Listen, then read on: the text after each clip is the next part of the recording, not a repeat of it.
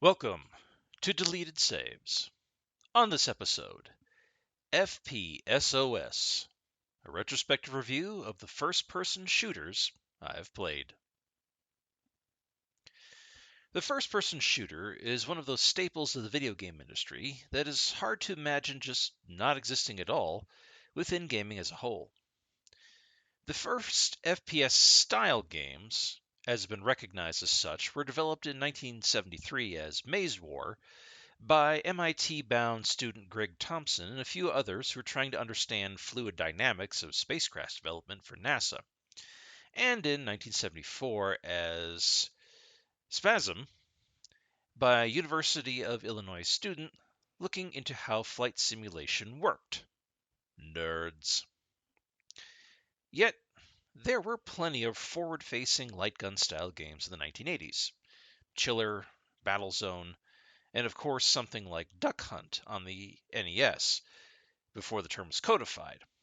But it wasn't until the early 1990s, with Wolfenstein 3D, that the genre rose to popularity. A popularity that has not stopped in over 3 decades now, but has only grown in complexity and public recognition well beyond its PC roots. Now, here's the problem. I'm not really an FPS guy. As a genre, I've never really had the kind of twitch reflexes and reaction time to be an effective player of these games. Nor am I much of a keyboard mouse player. Sorry, but it's physically uncomfortable for me to play for any longer than 15 minutes using this style of interface without having some sort of massive cramp or fatigue. First world problem, I know. Plus, a lot of these early games didn't have much in the way of story, and I do so love a story in my game. But that doesn't mean I haven't tried my best with the genre. And I've even found some I have enjoyed, provided I'm in single player mode, taking my own pace, and not having to worry about multiplayer. Oh, to compound my sins in the eyes of FPS players, I hate competitive multiplayer. I find it to be a complete waste of my already limited time. This may also be the reason I hate MMOs, even though their multiplayer is more cooperative. It could be that I just don't like people. Regardless, even I have been touched by the FPS genre, for better or for worse. So let's get this started. First into the paddock is 1992's Wolfenstein 3D. An update of 1981's Castle Wolfenstein, this is the game that also made sure we'll never be rid of John Romero and John Carmack as industry luminaries until the cold hand of death takes us all. Wolfenstein 3D puts us in the big, clunky DOS boots of B.J. Blazkowicz, an American POW captured by Nazi forces in World War II, who breaks out and goes on a killing rampage, slaughtering everyone's favorite bad guys that you never need to feel bad for killing, while on the way to slaying a version of Adolf Hitler, ripped straight from the plot of They Saved Hitler's Brain. Yes, that is a real movie, where the head of the Fuhrer has been attached to a mechanical body wielding 2 Gatling guns, a literal mecha Hitler, while navigating an endless maze of the titular castle, searching for secret walls behind which waits more health, armor, and bullets to supplement your growing arsenal. This is as simple as it comes, with graphics that look like an early Windows screensaver and with cheesy pseudo-German yelps and yips blaring from the computer speakers that would fit in with the outtakes of the Chad Mitchell Trio's I Was Not a Nazi polka. You navigate the cardinal directions with a keyboard and track enemies with the mouse, centering the reticle dot on the chunky sprite center mass, and click, click, click your way to victory. The first chunk of the game was a shareware release in the weeks leading up to May of 1992, when the full game was released.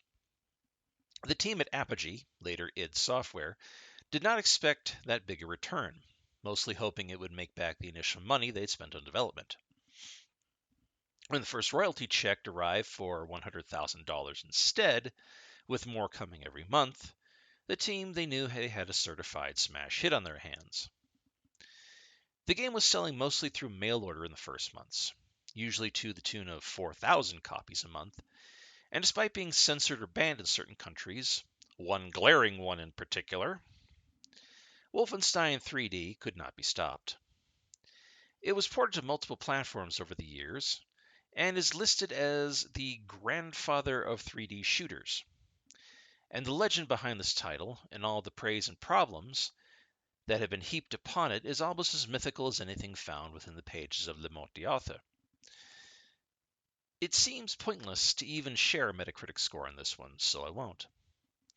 I never had a copy of this myself, but I played it in the basement of a friend's house back in 1992, where he had his computer set up, and we had a lot more time on our hands. Back when PCs looked like the kind of computers found left behind in the global wreckage of a Fallout game. But that's all I can really say about it. I played it. It was okay. Then I went back to my SNES to a collection of games I liked a lot more than Wolfenstein. Sorry, but this, for me, is not a revolutionary title. Moving on, and almost a year later after the success of Wolfenstein 3D, the world will receive its Doom in 1993. Presented with the same sort of flat, maze-like graphics as its previous title, and cardstock mutants and monsters, the player takes on the role of the Space Marine, later known as the Doom Guy, who must try to escape a Martian space station overrun by the literal forces of hell, while shotgunning and chainsawing his way through an increasingly complex flashing light patterns and hordes of enemies. Look, we all know the plot of this landmark title by now, so me rehashing it here is hardly going to add anything to a conversation that is over 30 years old at this point. Believe it or not, Doom was directly inspired by the Dungeons & Dragons campaign the team at id Software was playing, as well as the movies Evil Dead 2 and Aliens. This early title is also a far cry from the way games had been developed over the decades. But Doom was incredibly successful, and by the end of 1999, all ports of the game across all platforms had totaled 3.5 million sales of the game. This game was also leveraged through shareware first before its full release, and people couldn't get enough of it. Again, I never had a copy of this myself, but I played it at the same computer at the same friend's house in his same basement. Doom was also the game that made me realize the PC gaming crowd is absolutely loaded with insufferable assholes. I mean, not the kind of guys that are genuinely dangerous or doing awful things online, but the kind that took the PC gaming master race joke from back in the zero punctuation days and ran with it like a badge of honor, which should tell you all you need to know about this type of fellow citizen of ours. No, Lawrence, I don't want to learn how to program in C++ and partition all of my hard drives in Linux and Unix just to play a fucking video game for the hour I have to myself before bed. I really don't want to hear about your boring-ass nothing-burger exploits surfing dodgy websites that do ROM hacks and kitty porn on the same Russian servers because you think it's worth it to get a cracked copy of Hollow Knight and not pay for it, Lawrence. I am, of course, assuming that some of you out there is a grubby basement-dwelling PC player named Lawrence, and if it's you, go fuck yourself. That is like being on a road trip with someone insisting to the driver that you take your personalized shortcut to the destination that adds 3 states and 700 miles onto the trip. Sorry, but these bleeding rectal tumors disguised as humans haven't changed much since 1993. Anyway, Doom. Yeah, it was okay. Blasting demons with a sawed-off was fun for about a half hour before I got bored. That friend of mine was burning blank CDs with a shareware copy of Doom that never worked, and was selling them for a few bucks each. Last I knew of him, he worked in IT. Hope he figured out how not to fuck up companies' servers by now with his dumb bullshit. Anyway, moving on. And because once the floodgates were opened, in 1994, I would experience Heretic, a Doom clone published by id Software and developed by Raven Software. The conceit of this game is that the main character trades a shotgun for a magic wand, and the infested space station for a dark forest pulled straight from every high school D&D game misinterpreted of the same kind of pastiche written by Fritz Lieber in his Farvid and the Grey Mouser stories. Your unnamed elf character has to zap his way into the fortress of an evil king guarded by his undead legions over multiple levels and sectioned off content areas. But it is otherwise the exact same thing as the previous two games I've spoken about. That does not make it bad, just more of the same. I had hoped that I would take to it more than the games with which it shared its birthing nursery, but I didn't. Again, I never directly owned this one. I played it at, you guessed it, same friend's house, same basement, now slightly more updated computer.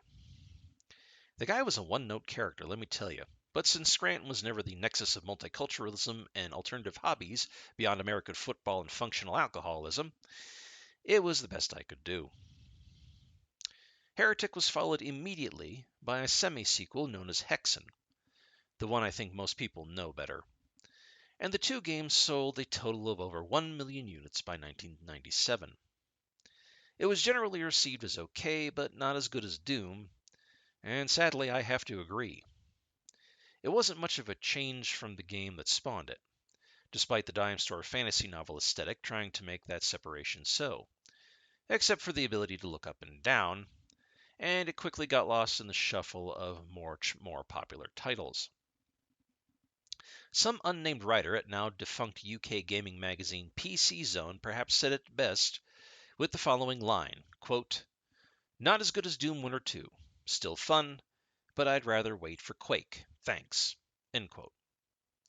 Well, unnamed writer whose quote found its way into being immortalized on Wikipedia, have I got something for you.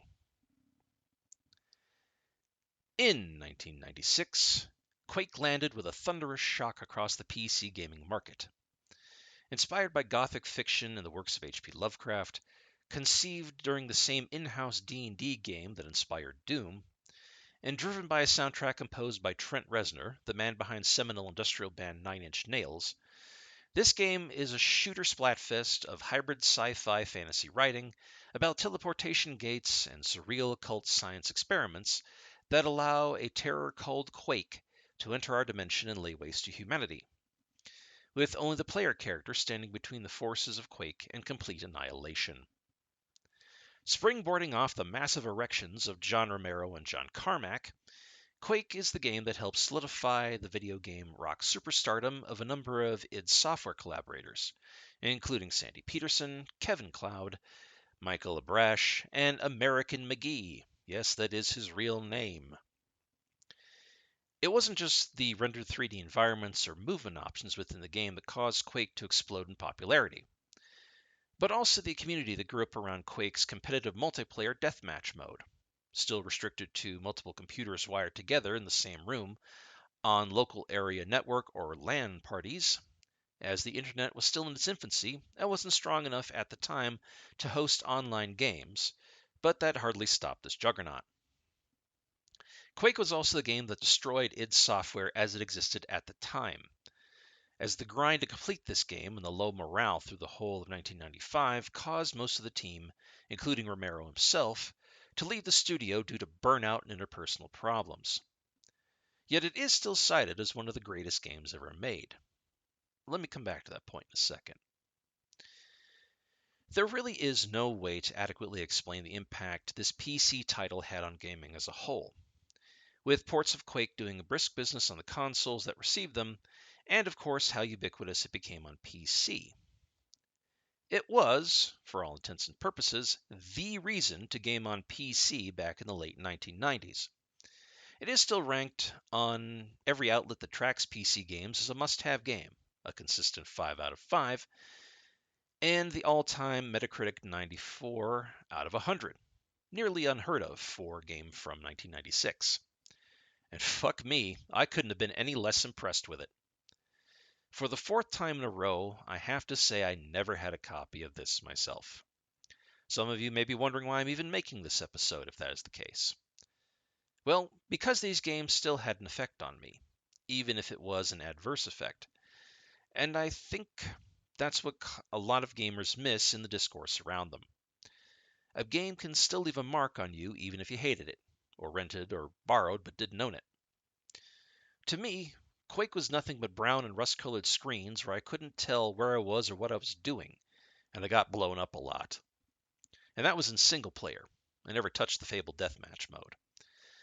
To me, Quake does not hold any kind of sway or interest beyond a curiosity of gaming evolution. A technical marvel of the developing personal computer software market, and it's much like the great white shark, it is a thing that is, in its way, majestic to behold, but something I would never want to interact with in any way, period. On a professional level, I have to give Quake its flowers for what it is, what it was, and what it did for the industry moving it forward. But on a personal level, fuck you, Quake sucks. Moving on. Unreal Tournament would release in 1999, but I wouldn't play it until 2001, when the same guy whose house I played all those past FPS titles at was now my roommate in a ghetto apartment 2,500 miles from home, and he had wired the place for LAN parties. 2001 was a weird year in gaming for me. It released titles I enjoyed like Devil May Cry, Max Payne, and Onimusha Warlords. It released a lot of critically acclaimed games I ended up hating or was flat bored by, like Metal Gear Solid 2, Black and White, Final Fantasy X, and of course Silent Hill 2. With so many console releases shitting the bed for me, I went back to PC gaming hoping to find something fresh and new. Unfortunately, while my back was turned, PC gamers had allowed games like Unreal Tournament to populate like a cancer, and that was what the discourse was, mostly, if it wasn't around Diablo 2. I say all this to say that yes, I played Unreal Tournament, which was all deathmatch all the time, because I needed something to do on a Saturday night in a city I was new to with my roommates when I wasn't at work or unemployed. It sucked, and I truly wish I could get back those hours, which is not something I say very often about this hobby. I nearly quit gaming altogether during that year with so much trash flooding the market. An Unreal Tournament just added to that feeling. I also swore off FPS titles after Unreal Tournament. I can't be arsed to even look up the stats in this title, so moving on. I would return to the FPS genre in 2005 with the release of Darkwatch on the PS2. I think I was finally ready to enjoy an FPS by this time. Darkwatch's plot centers around an Old West train robber who picks the wrong train to rob. And when our manly badass hero named Jericho Cross, a mid-2000s name if there ever was one, jumps aboard a U.S. government train looking for gold and cash, he is instead attacked by an ancient vampire named Lazarus Malkoth and turned into a member of the living dead. And since this agency has a shoot-it-and-recruit-it policy, Cross is forcibly enlisted in getting Lazarus back or killing him outright. Perhaps it was this setting that spoke to me, or the more laid-back pace of the game as it was playing out before me, or the fact that I was running game after game of the tabletop RPG Deadlands, which is pretty much Darkwatch in a nutshell. But I really enjoy this horror steampunk western title. It's not a complex game. It is an FPS after all. Just point the reticle at the advancing pixelated horde and tap the controller button to win. But goddamn, it was a lot more fun than anything I had played before. It even had a story. If it was a mid-2000s cheese festival story that was probably written in a rip-roaring coked-up weekend by developer High Moon Studios' offices. I saw echoes of Darkwatch in the 2022 title Evil West, which has a very similar plot, except for the newer title is more of a God of War clone. The Xbox release of Darkwatch also had a competitive multiplayer mode, but I was on PS2, which didn't have that. But I say that to show the games like Quake and Unreal Tournament, they had their intended effect. However, upon its release, Darkwatch met with only generally favorable reviews at best, and despite its promotions and intent on being a flagship property, Darkwatch quickly disappeared into the darkness that spawned it, which is too bad. It was a genuinely fun concept for people who did not normally play FPS titles, and a great introduction to the genre. But sometimes there is not much you can do when the support is just not there. In one last LAN party gasp, for one night in 2009, I experienced Killing Floor, a co-op multiplayer survival horror shooter. I played one of the characters in this total conversion mod for Unreal Tournament 2004, which places you in the role of a British military contractor trying to survive hordes of mutated zombies in the heart of a London biotechnology firm when their manufactured contagion gets free and threatens to break loose and kill everyone. The mod was so successful, it was released as its own game, and my friends and I hooked up a buttload of PCs and laptops across their house, to the point where we were all tripping over wires and each other, and visiting family members to play this glorious murderfest. It was that night that I finally got it as far as multiplayer games, or more my role in multiplayer games. I don't want to be alone against an entire server full of goons. I want to be a competitive cooperative player with people watching my back despite the silly or wild premise. It can be fun if you are playing with the right people, and for that night, these guys were those right people.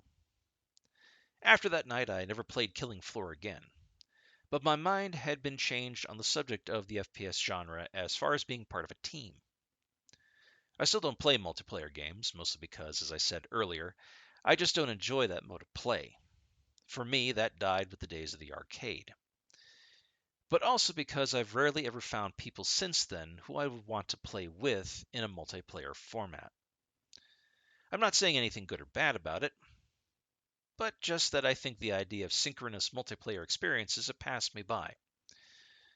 This is something for the kids and the terminally online, seeking communities in their hobby. I grew up in a time when hobbies were a thing you did to keep busy between shifts down at the mines or at the factory, sleep, personal responsibilities, and death. And if there was a community, it was a vague community. An idea that, yes, there was someone out there that enjoyed the same thing you did, the same band, the same team, the same movies, and maybe you'd see them at a concert or a game and the like, but that was all. Community within a game was a foreign idea, a seditious idea, an idea that smacked of communism and or homosexuality, depending on the view of the commentator. Maybe it was the place and time I grew up in too, but your hobbies were insular and needed to be kept to yourself, like your politics or religious beliefs. But Killing Floor was, in a bizarre way, a turning point. And despite its 72 out of 100 on Metacritic, it had far more value than the arbitrary and fickle number.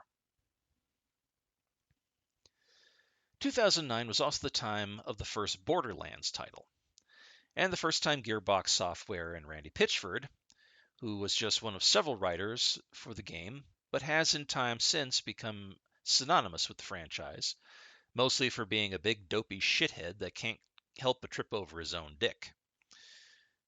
Borderlands is an FPS with elements of looter-shooter and RPG-like mechanics. You play one of four vault hunters, mercenaries on a distant planet trying to get as much cash and guns as you can by doing every deranged and inbred moron's dirty work until you can find enough clues to open the fabled vault, which is supposed to contain the kind of treasure one can buy entire galaxies with. But really, surprise, surprise, contains an eldritch horror beyond comprehension that your guns have to silence. The art style is the real standout of the game, using a unique twist of cel-shaded graphics in a world of games desperately striving to be realistic, with crisp writing and bright splotches of color and neon, and a goofy comedy relief robot, turning what should have been a typical for the decade brown-gray desert planet into a vibrant environment and worthwhile entry into a genre so burnt out by 2009 that the blackened edges were showing. This is another cooperative game, but I played it solo and had a great time. The game sold like it came packed with gold bars, and it drew a lot of attention to Gearbox and Pitchford, by now the de facto name attached to the project. It sits at 84 out of 100 on Metacritic, and I'm kind of surprised it's not higher than that. By December of 2009, it had sold over 2 million units and a sequel was guaranteed, and got a ton of DLC packages, which was still something of a novelty back in 2009. Beyond the art style, the gameplay drew me in, as being pretty great and well balanced for single player, although I'm sure some FPS aficionado will tell me how wrong I am there. Too bad, not your show, not your experience, Lawrence. Borderlands was great. Unfortunately, that would be the last of the romance for the series for me. 2012 would bring us Borderlands 2, which is the same game, different derelict planet. Sure, the playable characters are different, but no, it really is the exact same shit. I know a lot of people were overhyped for this title, going on and on about the characters, the abilities, the more RPG-ish nature of looter shooterness. Not real words, I know, but they apply. Really had me convinced in the strength of this title, until I played it for myself. Borderlands 2 is not really a bad game, but I was certainly bored as hell by it. It's not like I haven't played series of games that are basically the same game after game before. I certainly have. But something about this game just soured me on it within the first hour of play that I put it down and I never picked it up back up again. Hell, it soured me so much I never picked the series back up again. Much like another beloved and well-regarded game series within the survival horror genre. I know the two genres aren't related, but the sentiment is exactly the same. I know the game sold incredibly well and was a blockbuster for 2012, with Take-Two, the parent company, saying they'd ship 5 million units by November of that year. Cool. Glad to hear it. I got rid of my copy as soon as I could. That just happens sometimes, I guess. Sometimes something that people love to the point of lack of reason is the same thing you personally cannot stand. Oh well, moving on. Released on their own in 2010 and 2013 respectively, I first played Metro 2033 and Metro Last Light when they were released as a double pack for the PS4. Mostly I wanted to play them based on the misconception in popular discourse that they were Fallout but in Russia. Stalker is more correctly a game like that, but I digress. But in both games you play a character named Artyom, a young survivor growing up in Moscow's metro tunnels decades after a devastating nuclear war that has made the surface uninhabitable. We discover Artyom is some sort of psychic, able to connect with the shades that haunt the tunnels and some of the monsters slaughtering survivors trying to move between the metro tunnels. In the canon ending, he nuclear strikes the Dark Ones he was contacting with and killing them. But in the sequel, he is tasked with rescuing the last surviving Dark One in his capacity as a ranger. One of the big mechanics of this game is the barter system, where you trade in bullets, the same ones you need to fire your guns, so you can literally make it so you cannot help but die by spending yourself into firearms poverty. An odd mechanic, but I enjoyed the risk-reward of it immensely. It was based on a series of Russian novels, which again gave an FPS a worthy story, not something the genre is known for. Both games have generally favorable reviews and sold well enough, but I'm glad I got them as a double pack rather than individual titles. The story is great, if linear, and the combat is fucking hard. The things you fight take a lot of abuse, and if you spent all your bullets on medical kits and other things, you are screwed. Regardless, these are great games and have a look and feel all their own, adding in a certain amount of survival horror to the desolation of the apocalypse and gritty, dirty look of a broken down metro station being held together with spit and human determination. If you are not normally big on FPS games but love a good story, get these ones. The tale told outweighs the rigor of the gameplay. Dear listener, everything old is new again. Released in 2014, Wolfenstein: The New Order is the first entry in the series since 2009. Not a reboot, but a continuation. We re-embody B.J. Blazkowicz, a now tired warfighter in the last days of World War II, in a world where the war has now dragged on into 1946. In the first mission, BJ is confronted with the full might of the Nazi war machine, now augmented by super science and occult power, and he loses. Hard. BJ is able to escape the human experimentation plant the Nazis sent him to, but he is so severely injured he awakens almost 20 years later in a Polish hospital, where he has been in a catatonic state and discovers it is now 1960 and the Nazis won, controlling the world from a massive empire of super soldiers and racism. He joins a new group of freedom fighters, determined to destroy this new world order once and for all. And mostly the game is exactly that. BJ crashing through Nazi facilities and corridors, shooting anything that moves, whether it be men, animal, or machine, seeking bloody revenge and an end to his pain in a world where he no longer belongs to or he understands. At the end, it certainly looks like BJ dies a heroic death, killing some of the worst actors of the Nazi war machine. And it may be that the Wolfenstein series draws to a close. My God, this game was amazing. The impact of the story, as fantastically separate as it could be from actual history or any sort of actual abilities of the German war machine during the 1940s, is immeasurable. The world was lived in, crushed, but somehow still vibrant and hopeful, despite the death being dealt. This was an amazing story title, one that didn't feel overlong or like it overstayed its welcome. It was certainly a far cry from its 1992 release, where I got my first taste of the FPS genre. And while it does sit as generally favorable as far as review scores go, I wonder, is that the truth of it, or is that the score set by people who are tired and worn out by too many years of too many first-person shooters? Well, I kept my distance from the genre, only to re-enter it when something genuinely piques my interest, and it always seems fresh to me. I guess we'll never really know. The New Order was everything the hype said it was and more, even if I was skeptical of it at first. I just wish it had ended the series, truly ended it, like they made the overtures towards in the end of that game. I've been a longtime fan of heavy metal music, and as a genre music. I dare say it is the only genre of music I like, as I now find at my age the only type of music I can stand that isn't utterly morose, saccharine, bland, physically painful to listen to, or such utter shit that deafness and all-encompassing silence would be the preferable alternative.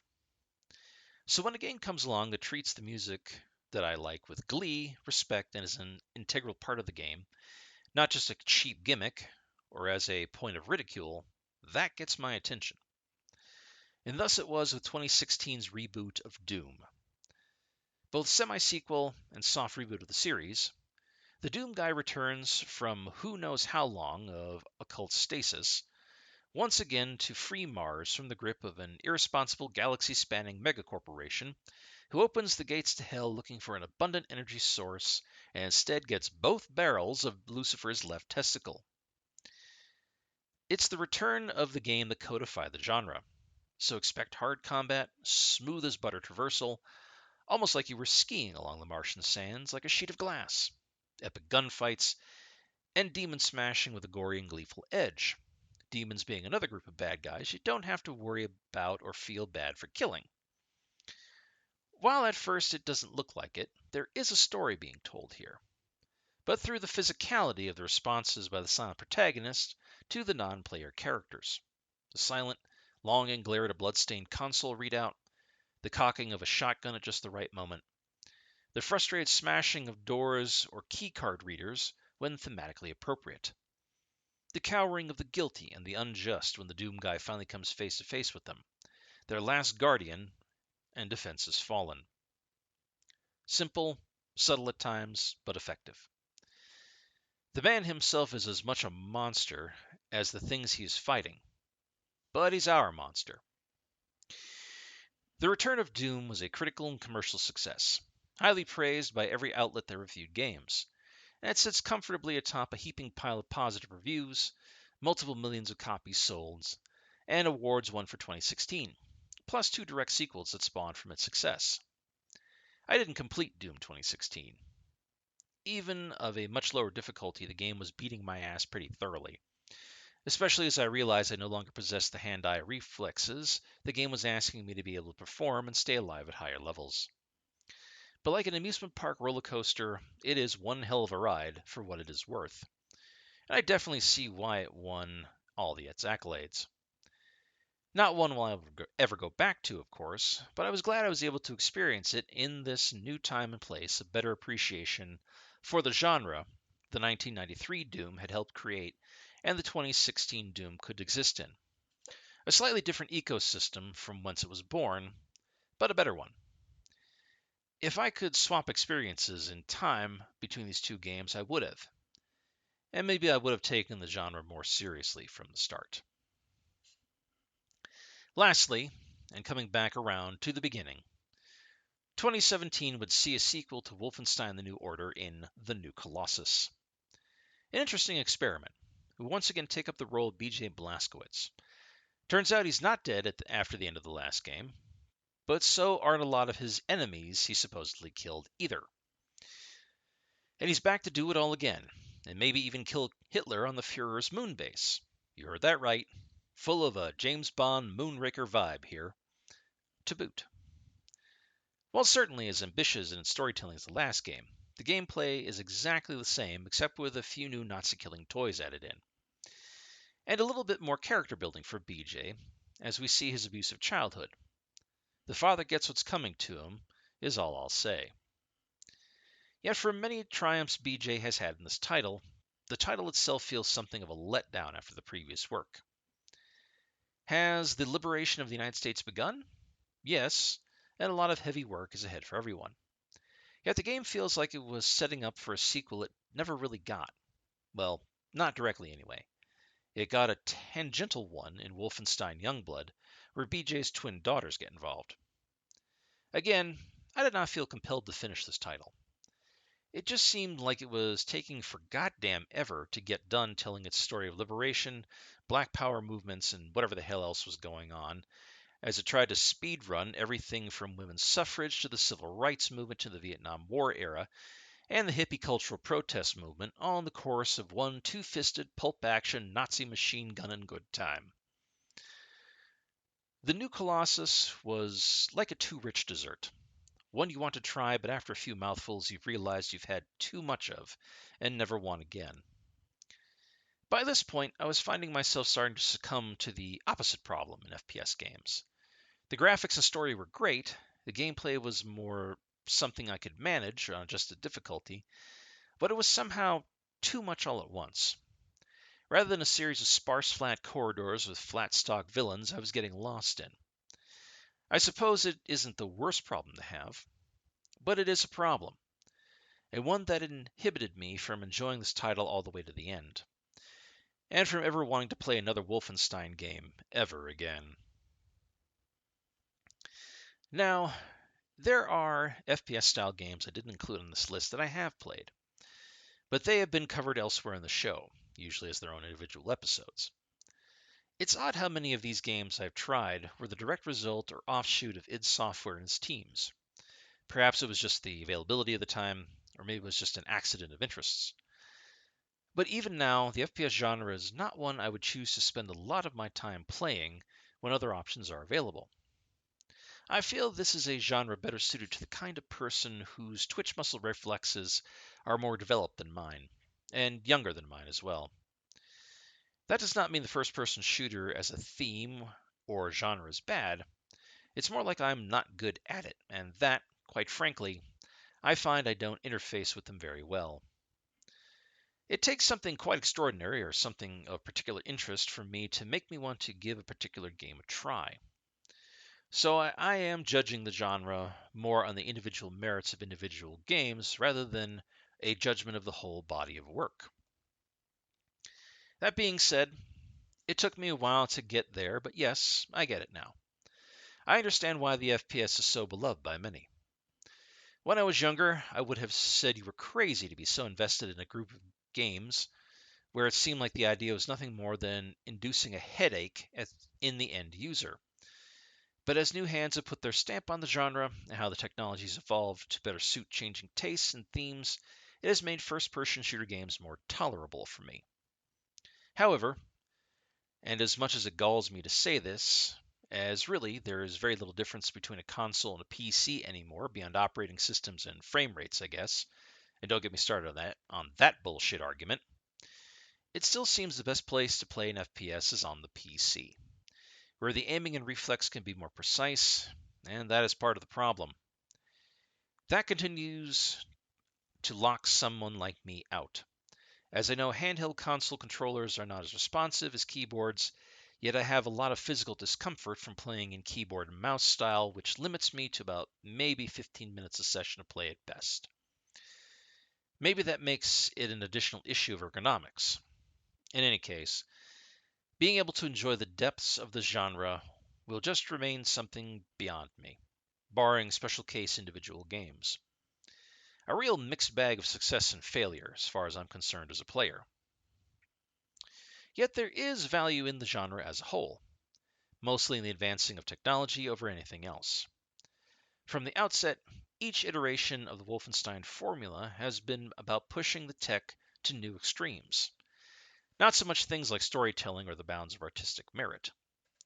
They don't have to, as gaming is still a technology-based field of entertainment.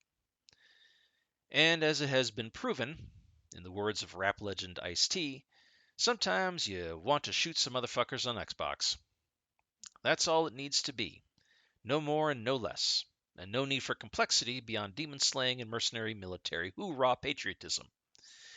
So it looks like the FPS genre will be with us for a long time to come, and is unlikely to go out of style. I'll let you decide for yourself what you think about that, dear listener. As for me, I'll be around. If something comes out that gets my attention, I'll give it a try. If it feels like I can bring the game to completion, I will. But otherwise, this isn't going to be a genre of game that will ever be my favorite. That slot is already taken. For even I, every once in a great while, feel the desire to just shoot some motherfuckers on Xbox too.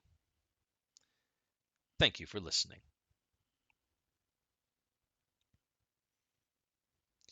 Deleted Saves would like to thank Brad, Keith Gasper, Maslama, Martin Kubel, and the many listeners and supporters for being patrons and fans of the show. If you would like to become a patron of the show, please go to patreon.com and check out the Deleted Saves podcast. All donations go directly towards maintaining the show itself. Thank you.